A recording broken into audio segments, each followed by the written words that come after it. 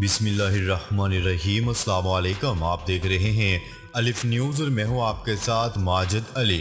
شامل کرتے ہیں آج کی ون لائن ہیڈ لائن۔ اندرونی انتشار پھیلانے والوں سے سختی سے نپٹنا ہوگا، army chief general Qamar Javed Bajwa. Army chief general Qamar Javed Bajwa کا کہنا ہے کہ ہر آزمائش میں پاک فوج نے ثابت کیا کہ ہم اپنے وطن کا دفاع کرنا جانتے ہیں۔ یوم دفاع و شہداء کی مرکزی تقریب سے خطاب کرتے ہوئے آرمی چیف نے کہا ہے کہ شہداء کے لواحقین کو خراج تحسین پیش کرتے ہیں، شہداء کی قربانیاں ضائع نہیں جانے دیں گے۔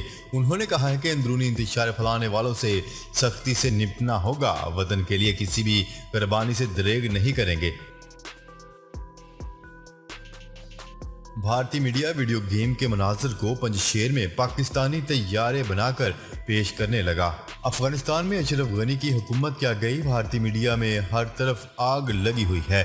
پاکستانی دشمنی میں اندھے بھارتی میڈیا نے ویڈیو گیم کے مناظر کو پنجشیر میں پاکستانی طیارے بنا کر پیش کیا اور دفاعی امور کے ماہرین سے تبصرے بھی کرواتے رہے۔ کابل کے بعد پنجشیر کو بھی طالبان نے فتح کر لیا ہے، لیکن 15 اگست سے جاری بھارتی میڈیا کی چیخو پکار کم نہ ہو سکی۔ وزیر اعظم عمران خان کی بل ادا کرنے والے علاقوں میں لوڈ شیڈنگ نہ کرنے کی ہدایت۔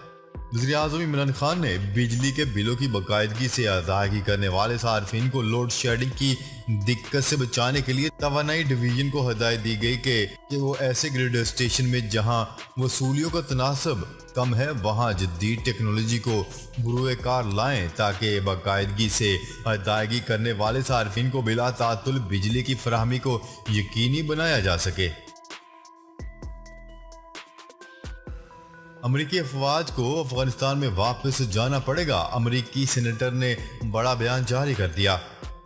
طالبان القاعدہ کو محفوظ مقامات مہیا کریں گے۔ دہشت گردی کے خطرے کے پیش نظر امریکی افواج کو افغانستان میں واپس جانا پڑے گا۔ امریکی سینیٹر لنزے گراہم نے امریکی فوج کے افغانستان میں دوبارہ داخلے کا عندیہ دے دیا۔ تفصیلات کے مطابق امریکہ کے ریپبلکن سینیٹر نے امریکی افواج کی مستقبل قریب میں افغانستان واپسی کا امکان ظاہر کر دیا۔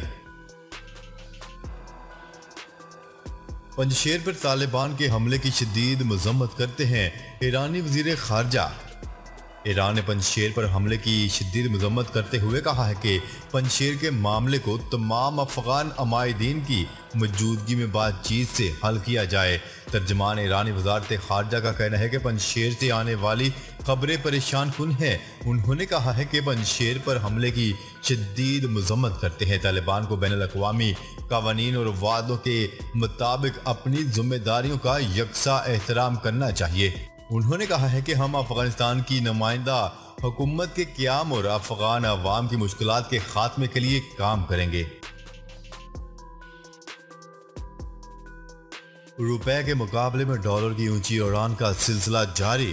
ملکی تبادلہ مارکیٹوں میں روپے کے مقابلے میں ڈالر کی قدر میں اضافے کا سلسلہ جاری ہے۔ انٹر بینک میں کاروباری ہفتے کے پہلے روز کاروبار کے اختتام پر ڈالر کی قیمت میں 32 پیسے اضافہ ہوا اور ایک امریکی ڈالر 167 روپے 23 پیسے کا ہو گیا۔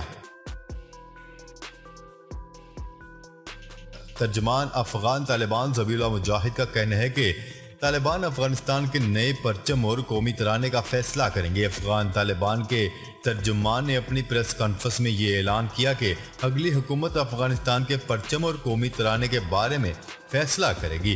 طالبان انتظامیہ سرکاری عملے کو تنخواہیں بھی ادا کرے گی۔ ترجمان افغان طالبان ذبیح اللہ مجاہد کا کہنا ہے کہ ہم نئی حکومت کی طرف جائیں گے اور ہمارا مقصد پرامن افغانستان ہوگا۔ اٹلی کے ساتھ باہمی مفادات پر مبنی کثیر الجہتی تعلقات کے خواہاں ہیں army chief general Qamar Javed Bajwa. Army chief general Qamar Javed Bajwa سے اٹلی کے وزیر خارجہ نے ملاقات کی۔ پاک فوج کے شعبہ تعلقات عامہ ISPR کے مطابق ملاقات میں باہمی دلچسپی کے امور اور علاقائی سلامتی کی صورتحال پر تبادلہ خیال کیا گیا۔ ملاقات میں افغانستان کی تازہ ترین صورتحال اور افغانوں کی معاونت سے متعلق امور پر بھی بات چیت کی گئی۔ اس موقع پر گفتگو کرتے ہوئے آرمی چیف کا کہنا تھا کہ پاکستان اٹلی کے ساتھ تعلقات کو اہمیت دیتا ہے۔ اٹلی کے ساتھ باہمی مفاد پر مبنی کثیر الجہتی تعلقات کے خواہاں ہیں۔ قومی کرکٹ ٹیم کے سابق فاسٹ باؤلر شعیب اختر کا کہنا ہے کہ مصباح الحق اور وقار یونس میدان چھوڑ کر بھاگ گئے ہیں۔ راول پنڈی ایکسپریس کا کہنا تھا کہ قومی کرکٹ ٹیم کے ہیڈ کوچ اور باؤلنگ کوچ کو اندازہ تھا کہ وہ رمیز راجہ کی موجودگی میں نہیں چل سکتے، اس لیے وہ عہدے سے دستبردار ہو گئے۔ خیال رہے کہ پاکستانی کرکٹ ٹیم کے ہیڈ کوچ مصباح الحق اور باؤلنگ کوچ وقار یونس اپنے عہدے سے دستبردار ہو گئے ہیں۔ ثقلین مشتاق اور عبدالرزاق نیوزی لینڈ سیریز میں بحیثیت عبوری کوچز ذمہ داری سنبھالیں گے۔ فاسٹ باؤلر محمد عامر کا ریٹائرمنٹ واپس لینے کا فیصلہ۔ فاسٹ باؤلر محمد عامر نے انٹرنیشنل کرکٹ سے ریٹائرمنٹ واپس لینے کا فیصلہ کر لیا۔ واضح رہے کہ آج ہی مصباح الحق اور وقار یونس نے اپنے عہدے سے استعفیٰ دے دیا۔ ماضی میں محمد عامر کا موقف تھا کہ وہ موجودہ انتظامیہ کے ساتھ کام نہیں کر سکتے۔ عامر نے یہ بیان بھی دیا تھا کہ اگر انتظامیہ تبدیل ہوتی ہے تو وہ سلیکشن کے لیے دستیاب ہوں گے۔ محمد عامر کا کہنا تھا کہ سابق کرکٹر 2010 کی غلطیوں کو جواز بنا کر مجھ پر تنقید کرتے تھے۔ طالبان کو الفاظ سے نہیں اقدامات سے جانچیں گے برطانوی وزیر اعظم۔ برطانوی وزیر اعظم بورس جانسن کا کہنا ہے کہ طالبان کو الفاظ سے نہیں بلکہ اقدامات سے جانچیں گے۔ پارلیمنٹ میں افغانستان کے بارے میں بیان دیتے ہوئے برطانوی وزیر اعظم بورس جانسن کا کہنا تھا کہ وہ برطانیہ آنے والے افغانوں کی مدد کریں گے۔ بورس جانسن نے کہا ہے کہ بہت سی رپورٹس کے مطابق طالبان کو ایران سے فوجی اور معاشی مدد ملی ہے۔ ایران نے طالبان کو امریکہ مخالف فورس دیکھتے ہوئے تعاون میں دلچسپی لی۔ کابل کا کنٹرول سنبھالنے سے پہلے متعدد بار ایرانیوں نے ان کا خیر مقدم کیا اور افغانستان کے مختلف علاقوں میں پیش قدمی پر خوشی کا اظہار کیا۔ طالبان نے پنجشیر میں عام معافی کا اعلان کر دیا۔ ترجمان طالبان ذبیح اللہ مجاہد کا کہنا ہے کہ پنجشیر میں امن کے لیے عام معافی کا اعلان کرتے ہیں۔ ترجمان طالبان ذبیح اللہ مجاہد نے پریس کانفرنس کرتے ہوئے کہا ہے کہ افغانستان میں امن کے لیے ہم نے کوششیں کی، جرگوں اور مذاکرات سے کامیابی نہ ہوئی تو پنجشیر میں طاقت کا استعمال کیا۔ نئی حکومت تقریب بہت جلد ہوگی، طالبان کی پاکستان، چین، ترکی سمیت کئی ممالک کو دعوت۔ افغان میڈیا کی رپورٹ کے مطابق کابل میں نئی حکومت کے اعلان کی تقریب بہت جلد ہوگی۔ نئی حکومت کی تشکیل میں طالبان نے پاکستان، چین، روس، ایران، ترکی اور قطر کو شرکت کی دعوت دے دی۔ افغان میڈیا نے یہ بھی دعویٰ کیا ہے کہ نئی حکومت کے لیے بات چیت مکمل ہو گئی ہے، جبکہ اس سلسلے میں جلد تاریخ کا اعلان کر دیا جائے گا۔ وزیر خارجہ شاہ محمود قریشی کا کہنا ہے کہ G20 کی طرف سے افغانستان کی صورتحال پر کانفرنس کا انعقاد خوش آئند ہے۔ نیوز رپورٹ کے مطابق انہوں نے یہ بات پاکستان کے دورے پر اٹلی کے وزیر خارجہ سے ہونے والی ملاقات کے بعد کہی۔ پاکستان اور اٹلی کے وزراء خارجہ کے درمیان وفود کی سطح پر باضابطہ مذاکرات بھی ہوئے، جس میں افغانستان اور خطے کی صورتحال سمیت باہمی دلچسپی کے امور پر تبادلہ خیال کیا گیا۔ وزیر خارجہ نے ہونے والی بات چیت میں کہا ہے کہ علاقائی و عالمی امور پر پاکستان اور اٹلی کے نقطہ نظر میں مماثلت حوصلہ افزا ہے۔